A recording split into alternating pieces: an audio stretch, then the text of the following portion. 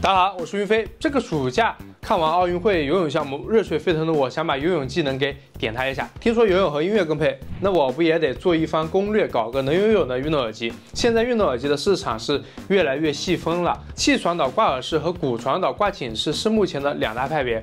气传导的防水等级还达不到水下游泳的一个标准，骨传导天生就是全场景耳机，上山下海无所不能。前面说到奥运会，要不我就入手个奥运冠军傅园慧推荐的游泳耳机南卡 Reno Pro 5，这是目前南卡最新的旗舰骨传导，他们在这个行业里面深耕了13年，是国内最早研发开放式技术的品牌之一。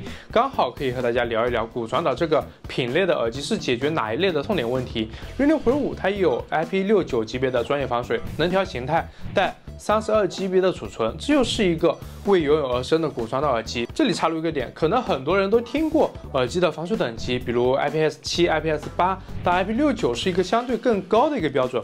IP69 不仅可以完全的防止灰尘的侵入，还能够在高温和高压的水流下面正常工作。这对于像 Reno Pro 5这样专门为游泳设计的耳机来说尤为重要，因为它不仅要应对水下环境，还要承受水压的变化。这个级别的防水意味着你可以毫无顾忌的在游泳池中使用它，即便是深潜也不会有任何问题。这次我想在 B 站大学直接学习游泳，看看能不能做到简单的会游泳。点亮收藏，那我们一起来看看这款耳机。据说它是分身降噪，它已经降的是非常牛逼了，而且它有更牛逼的这个游泳防水。我这个是一个深灰色的，其实买骨传导主要就是为了一个防水嘛，防水防噪。然后现在这个开放式耳机也有了，所以在运动方面你现在有两个选择，一个是这种骨传导，一个是开放式。开放式的优点是音质会好一些，但是防水性能会差一点点。而骨传导就是为了解决游泳的这个问题的啊。然后我们看一下它这个样式，它是这种带一点点都有小钩的，然后为了加深它这个防水，它是用一层这个皮包裹住的，然后它的充电是触点式充电啊。然后我们看一下它有哪些东西，它是有一个这种触点式充电器，然后这个是防水的耳塞，然后一个说明书。然后我仔细给大家体验一下，再来给大家做一个分享啊。耳机的外观，说实话，就是南卡骨传导耳机一贯的设计风格。造型方面是一个仿生设计，你看这像不像一个海马呢？这个设计你看了会不会觉得它能够降低水下的阻力呢？然后因为是自带32GB 的内存，充电方面肯定是和小米手表24一样，4点是触点充电。待会儿给大家演示如何导入歌曲。按钮方面，音量加减、开机按钮，其中开机按钮3机是切换 MP3 模式。MP3 模式。外观方面，其实它是比较平常的，至少我这个配色是如此。在传统耳机中，佩戴舒适度常常因为耳挂的固定形状而受到影响，而 Reno Pro 5的35度可调耳挂设计为用户提供了更大的灵活性。这个设计允许你根据自己的头型和佩戴习惯调整耳挂的角度，使耳机在运动中更加贴合而不容易脱落。这个调节不仅仅提高了舒适度，也能够抵抗高速运动带来的分声噪声，比如跑步、骑行等运动，弥补开放式耳机开放耳道带来的音质损失。外观配置方面，我们就看到这，我们来仔细的看一下它在游泳的方面，它的优势在哪里？首先是水下蓝牙是无法传输的，如果你和我一样是自学，那么你大概率是自己一个人，在游泳的过程中有个音乐还是非常惬意的。那么这就要用到它的 MP3 模式，既然是 MP3，那肯定是要把 MP3 歌曲导入进去的。我来给大家演示一下 MP3 如何导入，使用充电器和我们的电脑连接。在这边就可以，它会出现一个硬盘，然后我们可以把这个歌直接复制进去。然后这个速度的话是比较一般的，大家可以看一下。这里需要注意一个点，就是我们需要把它弄成真的 MP3，它只能识别这个格式的歌曲，其他的会造成歌曲播放暂停。有一说一，这个导入的速度还是比较慢的，好在这类的需求频次不高，不然每次都要那么久，还是挺难等的。歌曲好了之后，我们可以去水下来给大家讲一讲这个实际的感受了。毕竟运动方面，大家应该看我的这个视频已经看了蛮多的，我们就快速的过一下。佩戴方面，因为做了类似海马仿生学的设计，舒适度在骨传导里面还是可以的。和眼镜一起佩戴的话，我们可以直接看一下效果，个人觉得还是需要细那么一点的眼镜框。这样干扰不会太大，我才会比较推荐。在运动的时候，我们还可以调整耳机的夹角，想松就松，想紧就紧，这点还是非常的 nice。我们来到水里，骨传导耳机在水上其实效果没有那么明显，但一旦我们到了水下，整个声音的响度会得到一个上升，而且有一种非常奇妙的感觉，因为它还特调了一个水下专属的 DWA 浅游音效。实话说，水下的音质体验会比岸上的稍微好那么一点，听感上来说是这样的啊。遗憾的是我没有办法给大家实际的听一下这个感觉，当然我也在这段时间里面学会了蛙泳，自学的，非常的不标准，但会换气，能从开始游到结尾，这对于我这个旱鸭子来说还是蛮厉害的一件事情。感谢豫章大学。看了这么多我的感受，我们现在一起来听听它的音质，来自第4代想科技声学技术和小米骨传导一起来对比一下。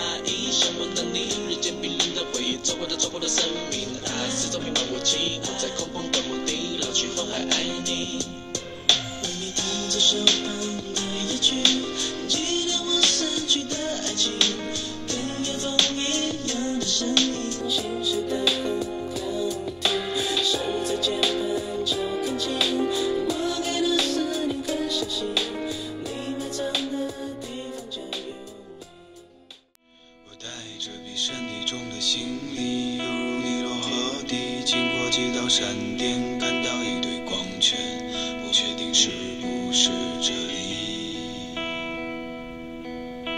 我看到几个人站在一起，他们拿着剪刀摘走我的行李，擦拭我的脑袋，没有机会返回去。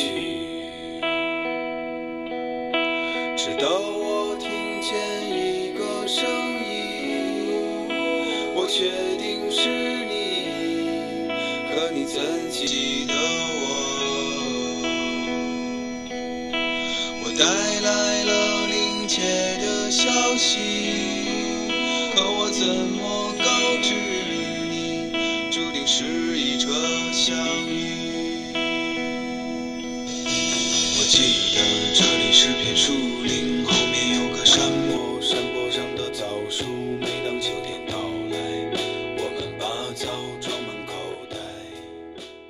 音质相信你们已经有了自己的结果。Reno Pro 5，我觉得这次通话降噪应该在骑收状态下，毕竟运动属性拉满嘛，我们也和小米的来对比一下，看看实际的区别。我们现在来测试一下它的通话降噪，我们可以看一下这边车流量还是非常多的，而且我们今天是用骑行的一个方式。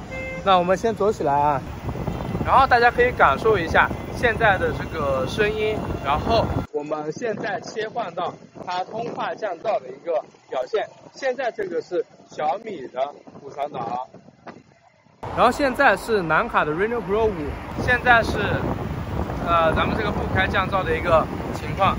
然后现在我们切换到通话降噪，然后你们对比一下，然后可以给大家来打一个分。录音方面我们也不能落下。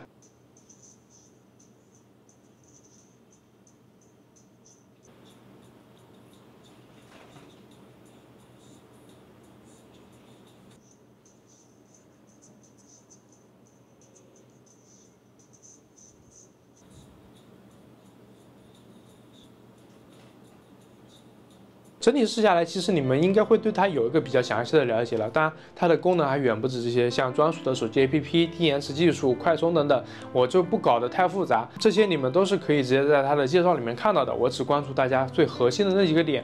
如果你想在游泳的时候搭配耳机，听听自己的音乐，沉浸在自己的世界里面，那么你确实可以搞一个高防水级别、自带内存的骨传的耳机，比如南卡 Reno Pro 5。其他的像防水级别低的，不支持内存的，其实游泳不太用得到，因为耳机一入水，蓝牙信号的传输就会有干扰，会中断，这也是为什么需要自带内存的原因了。看到这，你应该知道南卡 Reno Pro 5可以干啥了，有什么功能，你觉得它怎么样呢？来评论区说说你的看法和使用感受吧。大家还有什么疑问，也可以在评论区或者弹幕一起来讨论。对你有帮助的话，要个3连不过分吧，请记得多多支持。我是云飞，那我们下视频再见。